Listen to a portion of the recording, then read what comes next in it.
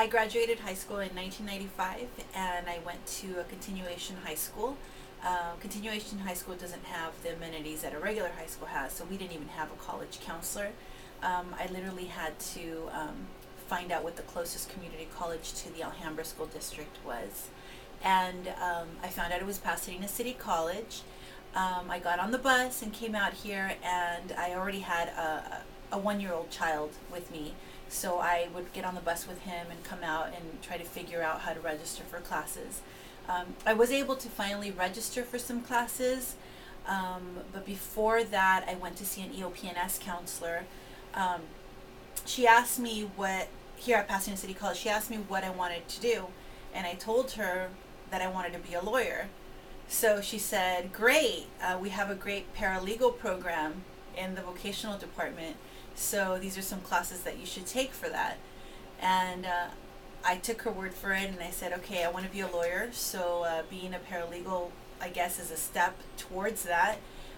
So I took about a whole school year's worth of units, which was almost the complete certificate. And I started the semester off that fall with some legal writing classes and some law classes, tort law classes, and I got into the subject.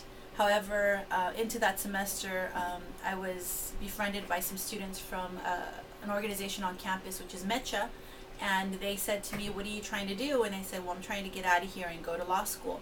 And they said, well, let me see what you're taking. And they saw the classes I was taking, and they said, none of these classes transfer to a 4-year institution, and none of these will get you a law degree. This is just a vocational certificate. Did you know that? And I said, I didn't know that. So I was very disappointed that I was not on track. They actually mentored me and helped me get an ed plan together.